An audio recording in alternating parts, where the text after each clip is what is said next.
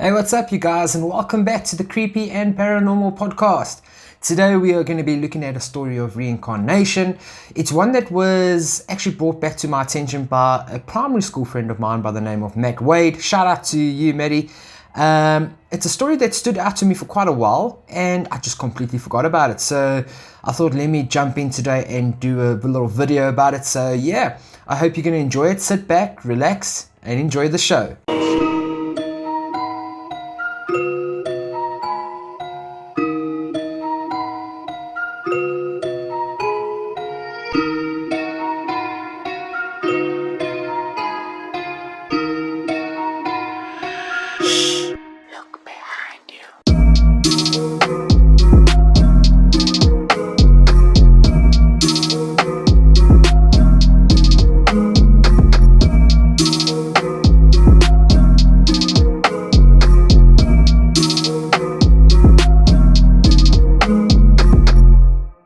So, reincarnation, right? There have been numerous cases of young children who report memories of previous lives, and they've actually studied these stories over the last 50 years. Now, many of these cases are more commonly found in cultures that have a general belief in reincarnation. However, they also occur in the West. Now, today we're going to be diving into the story of James Leininger, who is an American child, and at the age of 2, he began having intense nightmares of a plane crash. So, who was James? He was born on April 10, 1998 to Bruce and Andrea Leininger, and while they were living in the San Francisco Bay Area. When Bruce was then offered a job as a human resource director for an oil industry company, the family moved to Louisiana, where James would grow up. Now, after turning 2 years of age, James started to experience vivid nightmares that would make him scream out from his sleep. Now, that's rather creepy. And on May 1, 2000, James was just over 2 years of age. Andrea heard her son's voice pierce through the night's calm. "Airplane crash! Plane on fire! Little man can't get out!"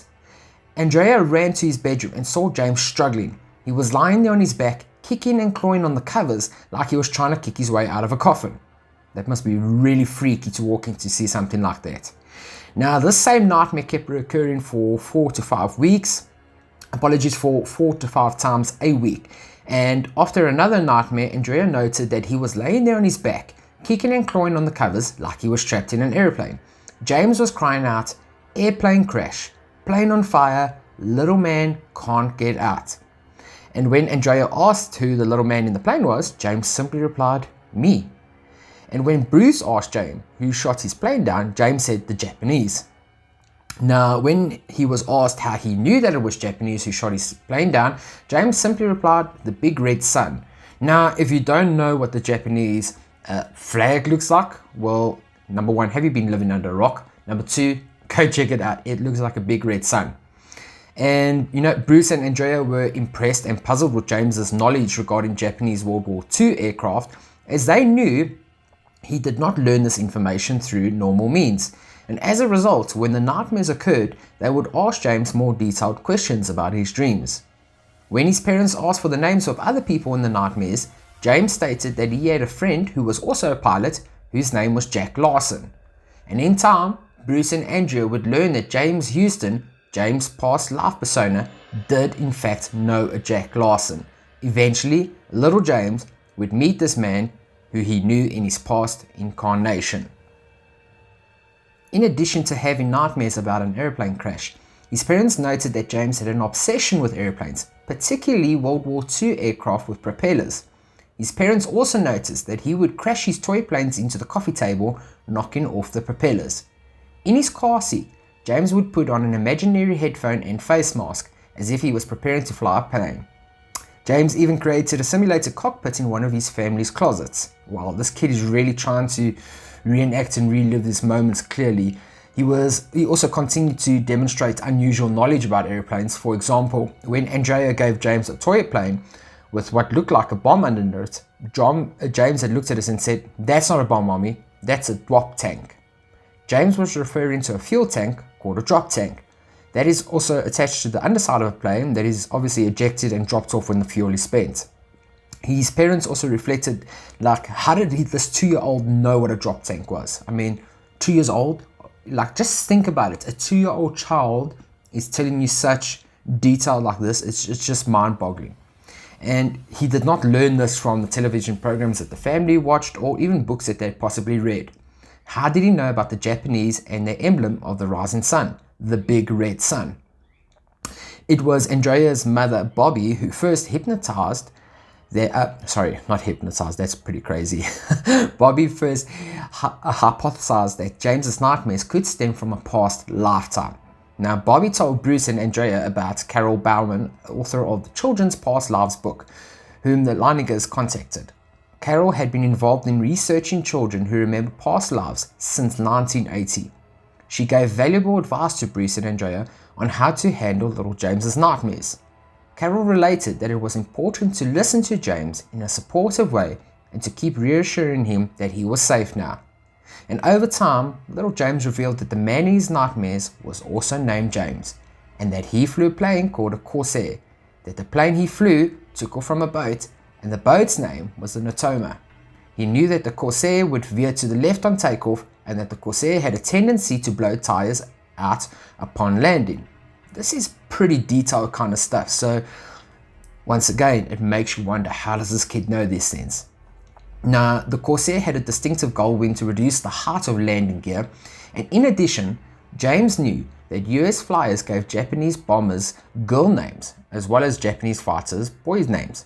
For example, James said that Japanese fighters were called Zeeks and the bombers were called Betties. In researching these statements, his father Bruce was amazed to find that James was correct. Freaking hell, of course he was correct. This kid is definitely onto something.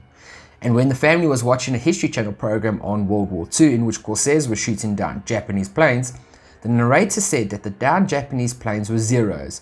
Little James corrected the narrator in saying that the Japanese planes were not Zeros, but Tonys. Bruce and Andrea didn't know what a Tony was, and James explained that a Tony was a fighter that was smaller than a Zero. Again, worth investigation, his parents found out that this statement made by their young son was accurate.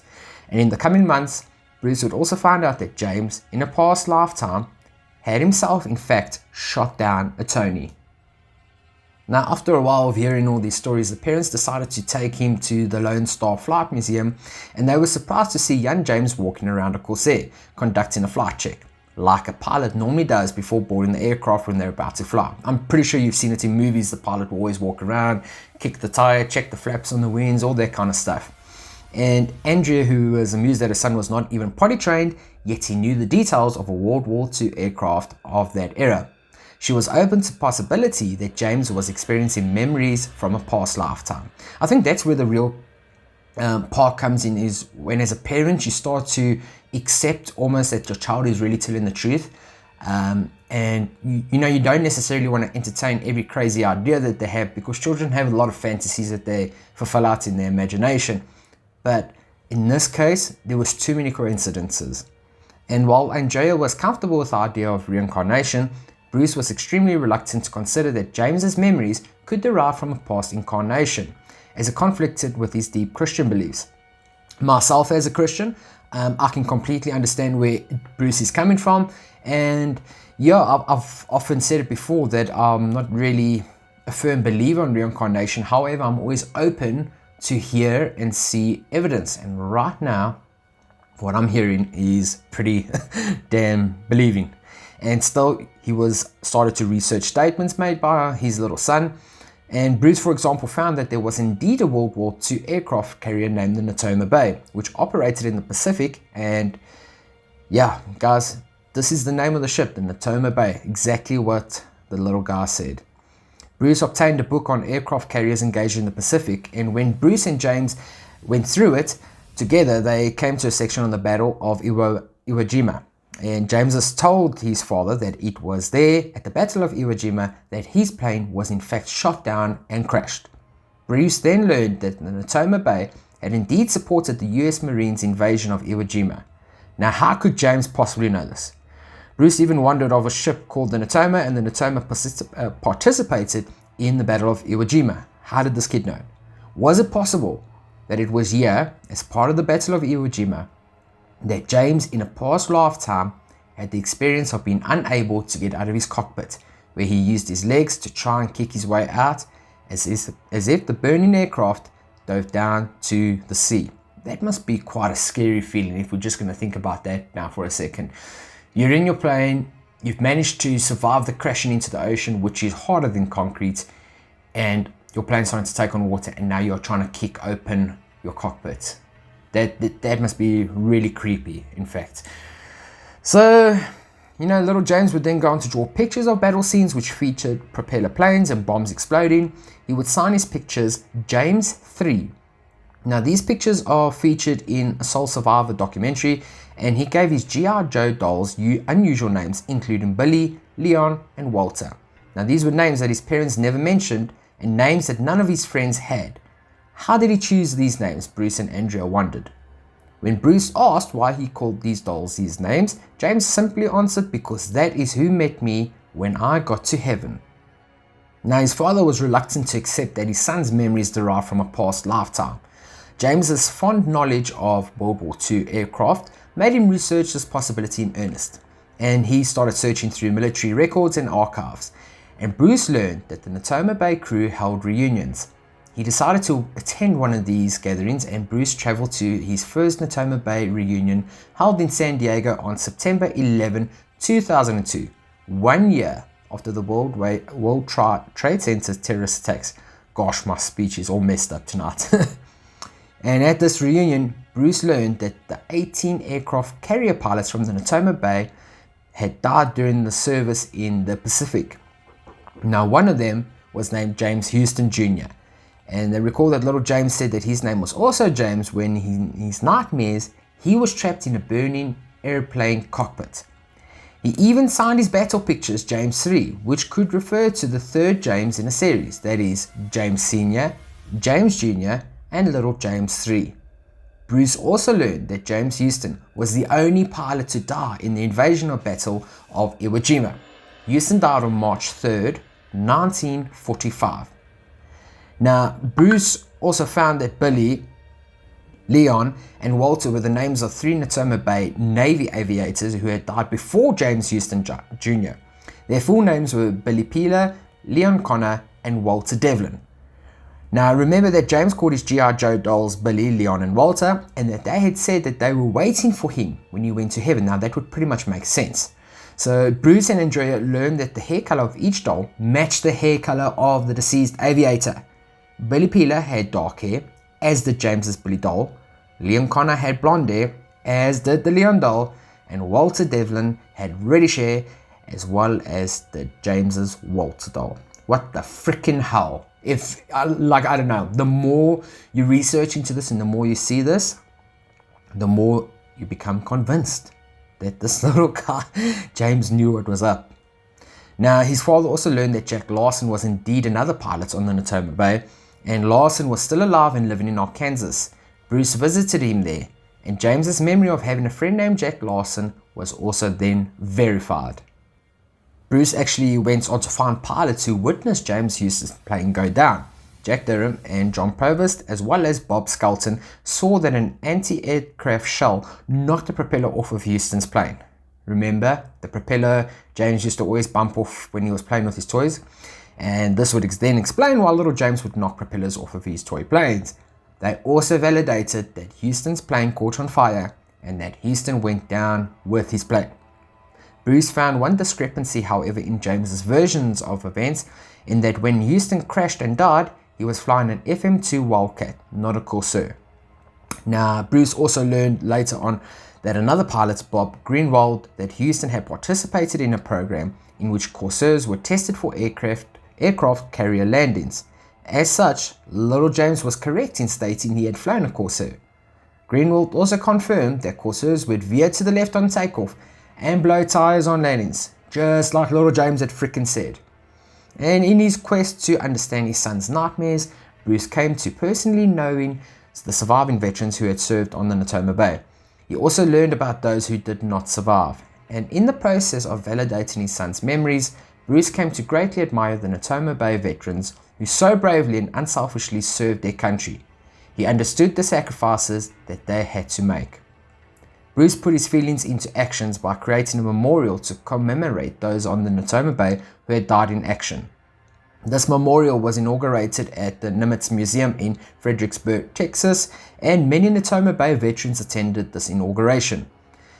So that's pretty awesome what the father went on to do. Not just using the story for fame or any kind of popularity contest. He went on to go and actually make quite a big thing for it and to commemorate those brave soldiers who lost their lives. So now for me, this is where it really gets exciting. James's mom was able to use the census and other records to find the family of James Houston Jr. She learned a surviving sister, Ann Houston Barron, was living in Los Gatos, California, and was now 84 years old when Andrea contacted her.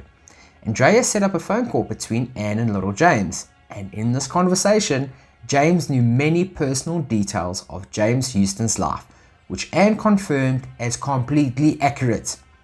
These examples included: James told Ann that he called her Annie. Ann confirmed that only her deceased brother James Houston called her Annie. James also told Ann that they had a sister named Ruth, which was 100% correct. James said Ruth was 4 years older than Ann and that Ann was 4 years older than James. Once again, correct.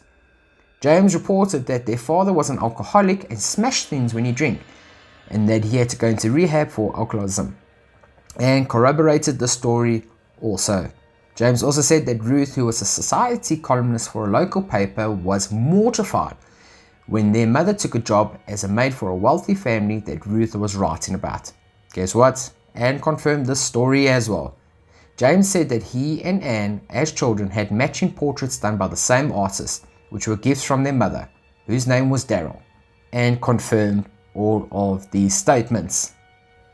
Now, as James grew up, the intense visions and feelings he had about James Houston Jr. started to lessen, but he claims that if he tries to, he can still remember the plane crash and the traumatic end moments that ended up taking the latter's life. James's story of reincarnation has become the most publicized one in the Western world. His parents even went on to write a book about it entitled Soul Survivor: The Reincarnation of a World War II Fighter Pilot, and he has even been featured on various television programs that documented the same. Today, though at the age of about 24, I guess, James still residing in Louisiana, and he prefers to live his life away from the spotlight. He knows for a fact that he can never truly get away from his past or the public eye because of his connection with James Houston Jr., but he tries to live an ordinary life as much as possible. And although he maintains that he was reincarnated because James Houston Jr. probably had something left to do in this world, James Leininger's current consciousness, relationships, and family remains his main priorities. So there you have it, folks. I don't know what to make of the story. There's just too many things that James was able to completely 100% verify and account for. And there's just so many things he knew at the age of already 2. So I don't know how you possibly debunk this, if that's the word I'm looking for. But you know what, I'm going to go out there and say I believe the story. Whether it changes my views on reincarnation or not is irrelevant. But there's something about the story that's just captivating and really intrigues me. So I'd like to do a whole series on this, on reincarnation stories. And I think this will be definitely the first story in there. But yeah, I 100% believe this. Let me know in the comments below, what do you think? Do you think that James really was a reincarnation? Or what? Do you think this kid just had an overactive imagination and his parents went along with the ride to create some fictitious story for this kid? I don't know, guys. Let me know in the comments below. Anyways, I hope you're keeping well. Stay safe, look after yourselves, and I will catch you in the next video.